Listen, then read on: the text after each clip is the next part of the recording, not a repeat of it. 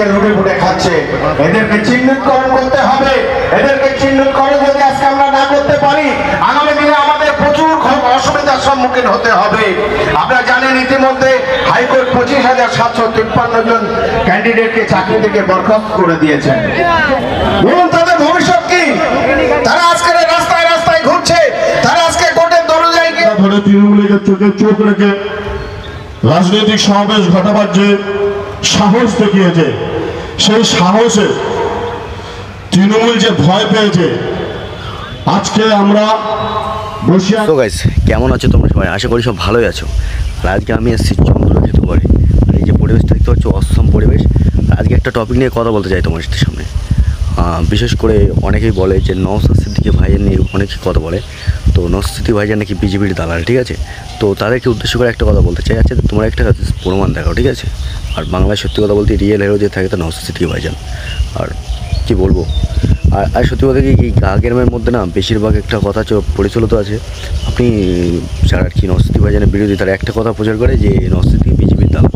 আচ্ছা, বিজেপির দালাল কোন দিক থেকে সেটা তো বুঝতে পারলাম না। তো বিশেষ করে আরেকটা উদাহরণ দেয় যে কলাঘাটে 500 কোটি টাকা নিয়েছিল। আচ্ছা, লেওড়ার ছেলে, তুমি কি দেখেছিলে নওশাদ সিদ্দিকী ভাইজান 500 কোটি টাকা নিয়েছিল?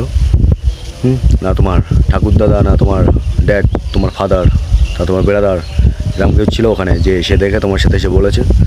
জাস্ট আমি তো কোনো কিছু পেলাম না, আর আজ পর্যন্ত কোনো কিছু প্রুফই করতে পারলাম না। 41 দিন 42 দিন জেল খাটালো নওশাদ সিদ্দিকী ভাইজানকে, তবু তো কোনো প্রুফ দিতে পারলো না। তারপরেও কেন তোমরা বলছো যে নওশাদ সিদ্দিকী ভাইজান 500 কোটি টাকা নিয়েছে? আমি যদি ছোট্ট একটা এভিডেন্স থাকে অবশ্যই তোমরা জানাতে বলবেন না, ঠিক আছে?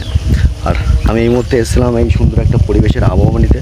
এটা হচ্ছে চন্দ্রকেতু গড়। আর এই গড়ে এখন আপাতত কিচ্ছু নেই, কিছু গরু ছাগল ছাড়া আছে ব্যাস। আর এই পাশটাই পুরো নিরিবিলি একটা ফুল। আমি সাথে করে নিয়ে এসেছিলাম আমার এই হুন্ডা বাইকটা, ঠিক আছে? ব্যাস, এটাই আমার সাথী। এটাকে নিয়ে আমি এখন এই মুহূর্তে আছি চন্দ্রকেতু গড়ের ওপরে ঘুরতেছিলাম। ব্যাস, জায়গাটা অসম জায়গা, খুবই সুন্দর। কী বলবো, এত সুন্দর নিরিবিলি জায়গা। জাস্ট এখানে গাঁজা ঠেক বসে, বাস দারুণ দারুণ। আর এটা উঁচু একটা ঢিবি তো, আর এর ওপরে যে অসমের যে পরিবেশটা দারুণ লাগে। চারিদিকে পুরো অসম জায়গা, একদম সুন্দর। এখানে তোমরা ঘুরতে আসতে পারো, বেশ দারুণ জায়গা। তো আমার তো এই জায়গাটা খুব দারুণ লেগেছে, কী বলবো, একদম অসম লেগেছে, সেই লেভেলের। তো এই ছোট্ট ব্লগটা তোমাদের কেমন লাগলো অবশ্যই কমেন্ট করে জানাবে। আর আমার সাথে আছে আমার রিয়েল হিরো, আমাকে যে এত দূর বয়ে নিয়ে চলে আসলো, এটাই আমার সেই রিয়েল হলো আমার বন্ধু, ঠিক আছে? বন্ধুর গাড়ি চেপে আমি এর মধ্যে চলে আসলাম। আর এখানে আগে অনেক কিছুই পাওয়া যেত, ঠিক আছে? এখন এই জায়গাটা খোঁড়া নিষিদ্ধ করে দিয়েছে। আর এখানে এখন সে গরু ঘাস খাচ্ছে, গরু আছে এখানে।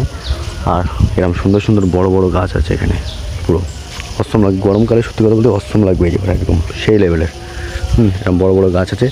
আর সামনে এই যে সুন্দর একটা পরিবেশ আছে, এরকম এই যে সুন্দর এই যে পরিবেশটা, একদম অসম পরিবেশ। এই পরিবেশটা আপনি যেখানে সেখানে পাবেন না, এত সুন্দর এই যে পরিবেশটা, কী বলবো, অসম পরিবেশ। দেখতে পাচ্ছ চারিদিকে সবুজ আর সবুজ, ধানের একটা সুন্দর একটা যে জমি চাষ করেছে না, অসম জায়গা। সত্যি দেখো অসম সুন্দর একদম। আর এই যে আকাশের যে ভিউটা, সত্যি বলতে একদম অসম লাগছে, সেই লেভেলে। আমার এই পেছনের যে ভিউটা দেখতে পাচ্ছি, একদম অসম ভিউ, সেই লেভেলে লাগছে এখন আপাতত। আর আমি সত্যি বলছি এই জায়গায় খুবই ভালো লাগছে।